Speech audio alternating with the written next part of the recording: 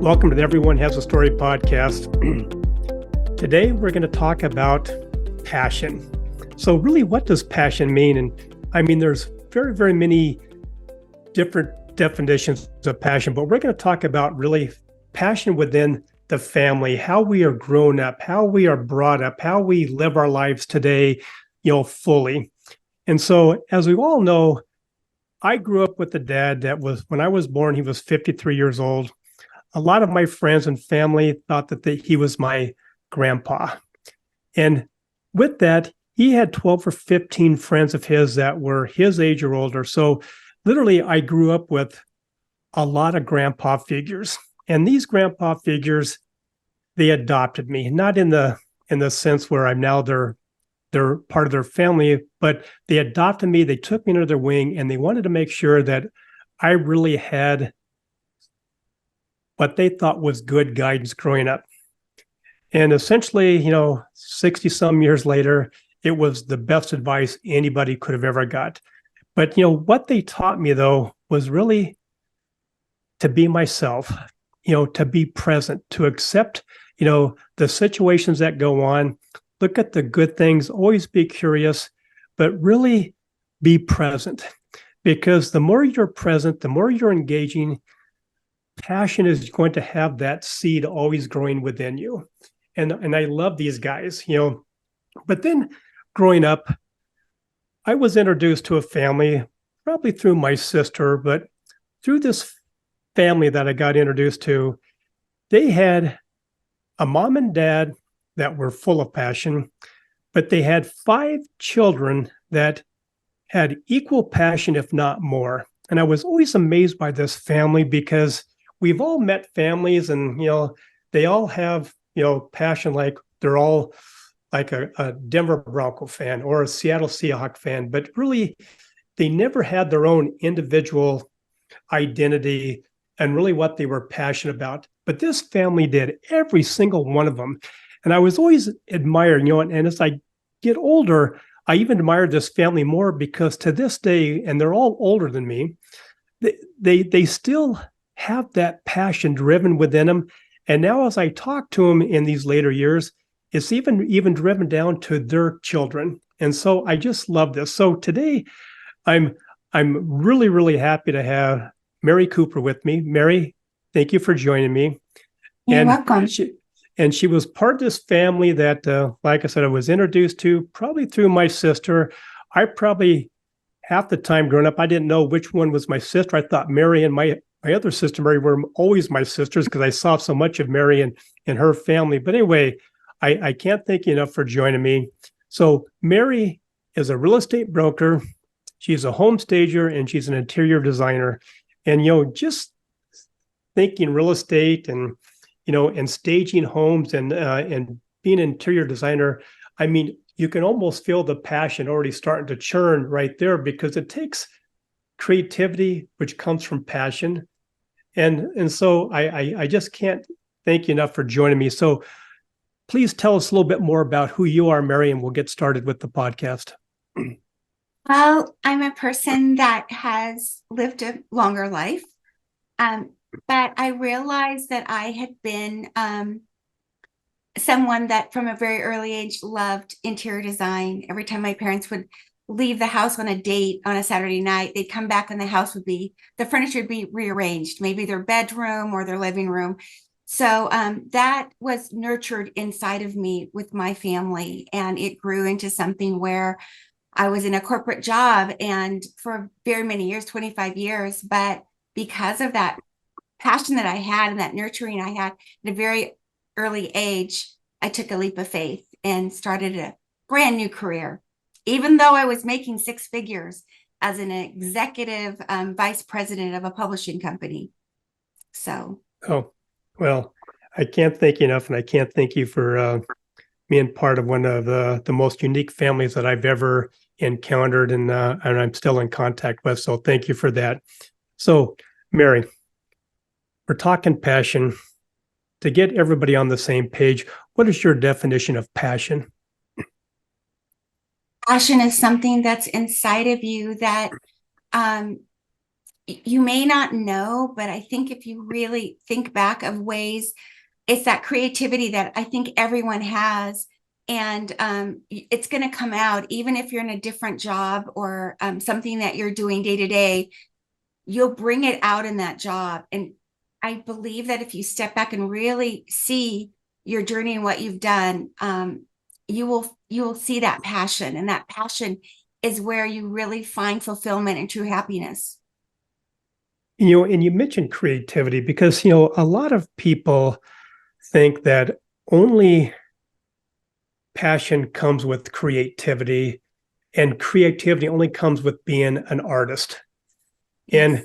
And it's not true. We can be passionate about anything and everything in every part of our life, professional, personal.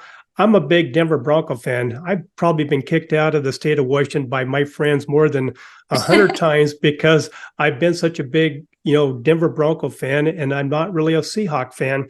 And so, it's important to understand that passion and creativity doesn't have to come just through if you're an artist or something. It comes from every part of our job professionally. And so, why do you think having that known passion within you and have it lit and have it burn bright inside of us, why is it necessary, especially today? Married to today, because sometimes we will take a job or do something that it's earning a living, it's easy, and then all of a sudden we get stuck in it. And I don't believe that you are true happy with it. Like I was at a job I was at for 25 years, and I was good at it. I just didn't feel like it was all of my greens, everything that I loved about what I wanted to do. And so I think you just do it, and all of a sudden you'll be 25 years in a job and realize, why was I here for 25 years? I think that you just kind of get stuck in the daily routine, and you don't really step out and really see that maybe this isn't something that you've wanted to do. Maybe there's always something that you wanted to do before, but this was the easy way. And sometimes the easy way isn't the best way. I always say, when you tap into that passion that you have, something that you've always wanted to do, it will take you from being ordinary to extraordinary. And whatever that is, you can create a career from it. I truly believe that, whatever that is. And you're so right there. We get so caught up in that safe, secure environment that we become, that robot that just says, okay, this is how my life is supposed to be. And they wake up every day for 25 years. They do their job, they do it well, but there is something inside them that just keeps telling them, this really, you have more in you than this. Was there a tipping point? You kind of talked about how you left one career to go to this one that was really, that you've been passionate about ever since you were a child, and your mom and dad would go out on date nights. Yes. What was that tipping point that said, you wake up one day, Mary, and you say, I'm going to change. I'm going to make that change right now? The tipping point was I battled cancer, and it's kind of a miracle that I'm still here. And going through cancer, it really showed me that every day is a gift. And I remember a doctor, when I was going through my chemo, he said to me, having cancer, I've heard people say, is the best thing that ever happened to you and the worst thing that ever happened to you. And I remember looking at him and going, I can't even think this would be the best thing that ever happened to you. But actually, I never forgot that. And I kept thinking, what was the best thing about this? And the thing is that if you're making every day count, because tomorrow's promised to no one, do I still want to do the job that I really, before I took this job, I was an interior designer. I had my own little business, and my husband got laid off. I needed to support the family. I took this job, and I just did it as my best of my ability, because my parents always said, whatever job you do it to your best ability and even more so. And so I went from being a receptionist of this publishing company to the executive vice president of this company. So it's not that I I didn't, have a great job, and I didn't climb that ladder to get where I got. I just realized I worked so hard at something that really wasn't in my heart to do. And that's when I decided I had to take a leap of faith and figure out what did I really want to do. And taking that, knowing that I love that, and how could I actually support my family. And what's sad is there's countless other individuals across this planet that wake up every day. They do a great job. They get compensated quite well in some cases, but it's still not them. And you mentioned how you had the support of your family from probably right when you were born.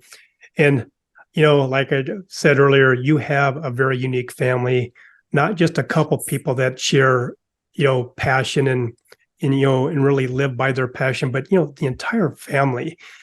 So tell us, since you were part of that family, what's the DNA makeup your family that really gave everybody the freedom to really explore what they like and to really see things that really turn them on, that really turn that passion button on, and said, you know what, I'm going to follow this route. That is such a good question. And it really hit me when you were just asking me it. I think the thing that was so important that we heard the story of for our whole life growing up, my four brothers and I, and that was my parents met at the Tacoma News Tribune. My mom was a reporter, my dad was a reporter, and so they met there and they started dating, and then they got engaged, and their whole thing, what they talked about is someday they were going to start a newspaper together. So they weren't married a year, and this opportunity came up in the Tri-Cities to start the Tri-City Herald newspaper. And my mom and dad moved us from Seattle, Washington. I wasn't born then, so it wasn't just me. It was just two of my brothers at that time, but moved over to the Tri-City Herald and started the Tri-City Herald newspaper.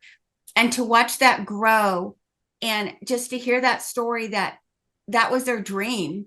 Their passion was writing, and their passion was, sharing the news and creative things too in the newspaper, not just writing about the news, but and taking that and really feeling that passion. And so they'd take that, and we'd hear that story, and they'd nurture us. So every one of us, when I look at my brothers and myself, is every one of us has followed our dreams, which has, as you shared, which has been so important to me, to share that story and share my story, and not just sharing it, but living by example of it. That's so important for families nowadays. I believe that you don't live by that example sometimes. I think that people and families get so caught up in individual, like social media, and they're on their phones all the time. It's, you get kind of disconnected, but keep that connection and really nurture that. And I look back on my kids sharing that story and living by example and watching them follow, our dreams. They did the same thing. They've followed their dreams, and they both have their own careers, their own businesses that they started out of their passions. So it's really exciting to see that. Yeah, and it's you kind of alluded to it, today, a lot of individuals out there, they talk the talk, but they don't walk the walk. And your family, all the way down different generations, they have really not just talk the talk, but they walk the walk. You've mentioned about how, even your kids have got into business. So let's talk about the true sense of passion and how it applies to the business today. So tell us, how do you think, because you've been in multiple businesses, how does living that passion apply today in the business community? You live that passion that you have, and maybe starting your company or going to a company that can fuel that passion. I believe that that's when you become extraordinary in that position, whatever it is. because you're fueling that passion. And I truly believe that because you've got that passion, you're going to keep educating yourself, um, and grow yourself, and that passion will fuel it. I've seen it happen over and over again. And so that's what I believe is, don't get it stuck in a job and be in a job for 25 years like I did, and just know that you're not living your true path that you really wanted to walk on. Take that leap of faith. I'm just going to share that I was making six figures at my publishing company job. Why would I quit that and go start my own business, with no benefits, nothing, and taking that leap of faith? But I knew that I didn't want to wait anymore, that life was short. And that was the good thing about having cancer. It really redirected my heart and my passion of, it gave me the fire that I needed. And so I took a leap of faith.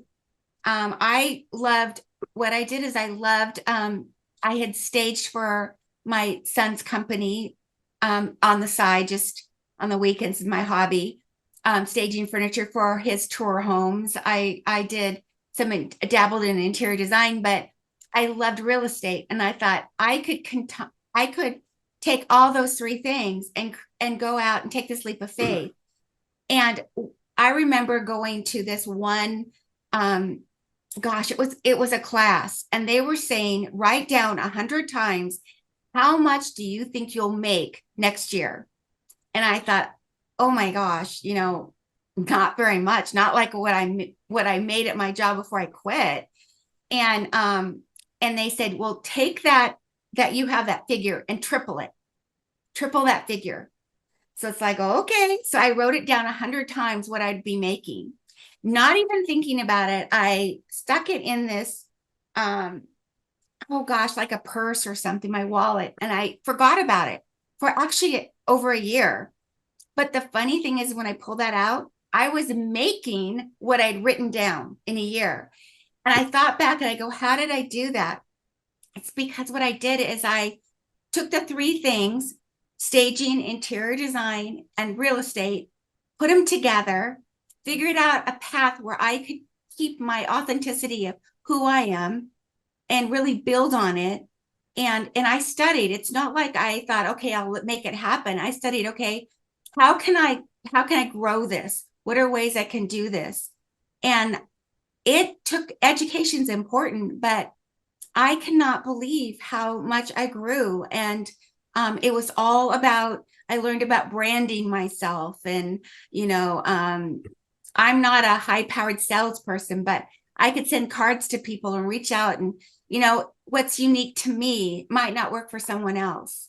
So I hope that kind of shares it. So, and what I hear from that is that when you work for someone else and they ask you to learn more, it's a job. It's perceived as a job. But when you light that fire of your passion and it really is burning brightly, doing all that extra educating, the reading, going to seminars, going to workshops, getting this extra training is part of the journey. It's part of the fun, isn't it? You eat it up. That's where your passion is. It fuels your passion. It's so different. It's so true. When I was working at the publishing company, I had to take, education and things. And it was hard. It was like painful to go to these classes and, but, and, here's the thing. It's like, I'm older, and when I started real estate, to learn 5 different types of programs, SkySlope and Zip Forms, and I can't tell y'all, RMLS, and, all these things that I had to figure out on how to write listings and all these things. And, but I loved it. Whereas before it was a pain, but I loved it and everything about it. So that's when I say that when you're in your right, what does it say? They used to say, you're on the right bus, but on the wrong seat. Well, when you get on, when you're you can stay on that bus, but you jump to the right seat. You get energized, you get excited, and I will share with you that now it's my passion to share with others that they too can find passion and change careers. Don't be stuck for 25 years. Do it sooner, because that's the one thing I used to say it was a regret. I'd look back and go, why didn't I do this sooner? But then I go, no, I feel like timing is perfect, whatever you do, even though you've been in a job for 25 or even 30 years. I remember, I'm going to share this, it just popped in my head. I remember when my dad was helping me with wallpapering a room. He was a great wallpaperer, and we were wallpapering a room, and he was this like a very prestigious newspaper person, editor, ran a newspaper, and he was, I think he was like 62 at the time. And I said, gosh, Dad, when you retire, you can get into wallpaper hanging. And he goes, no, I'm going to become a lawyer. It's like, okay. But I thought to myself, oh my gosh, I love that. You're never too old. So Never don't too get old. stuck with why shouldn't I have done it sooner? I believe all the experience that you have, all the experience that I picked up at my job before for 25 years, I've applied that. I mean, I will tell you, I had to negotiate contracts. That's the worst thing. I was over financed. I'm sorry to say I'm really bad with numbers. I just couldn't believe it. I mean, but anyway, all those things helped me with, I learned them. I've done them, but I can negotiate. I can strategic plan. I can, figure it out with the figures. So all those experiences really apply. Don't ever think it's too late, because it's never too late. Exactly. Amen to that. Now let's talk about how people can really get to become more aware that they aren't really living what they're really passionate about. And I don't want to wish cancer on anybody, so I hope that no one gets cancer, that they have to learn what they're passionate about No, through the chemo drips. But yes. but the bottom line is there's something out there, and you kind of hit the bell right there when you talked about that there just wasn't something that was lighting that fire. So how do you help people understand what that fire is that's unique about that individual, to where they can maybe throw a couple logs on the old fire and get that fire a little bit more roaring, where they start taking action? That's a really good question. You have to build that relationship with them and just ask a lot of questions, because a lot of times what they say is they have a difficult time getting up and going to work each day. It's the routine. They're all of a sudden they're in this routine, and it goes by fast. I mean, when you get stuck in a routine, all of a sudden you've been there 5 years and you look back and go, wow, it just seems like yesterday. But are you happy in it? Are you excited about it? And a lot of times when I ask those questions, they're not. And then I just ask, what is something you've always wanted to do? What was your dream? What was your hope? What was your dream? Sometimes they don't know, because they're a little overwhelmed. But I'm going to say about 90% of the time, they tell me right away, this is what I've always wanted to do. And so then we just kind of talk about how that can happen. For instance, for me, doing interior design, I have a really hard time. I'll do an interior design job, but then I really feel bad asking them to pay me for it. I don't know what it is about me, so you've got to make sure that whatever you take that leap to do, that financially it's going to be okay. Although I feel like if you stick on the finances of it, I think it's going to drag you down. I never thought about the finances. I took a leap of faith and fueled my passion and just started doing building blocks, and then the money came. So that's what I tell them is like, take that leap of faith. Let's figure out the plan that you want to do. Sometimes it's just going to part-time at first at their job, and then trying this part-time, because sometimes it's just working on the weekends. I've had people, they'll see that I'm kind of branded on Staging My Own Homes that I list for my sellers, and I do it at no cost because I just want to serve. Instead of sales, I call it service. If I thought I'm a salesperson, I will get stuck. It's not me at all. But if I can serve somebody, it makes me happy. So it's not just what you want to do in life, but who you are as a person, and kind of tap into that. And all those things together can really ignite that passion and give you courage to step forward. It's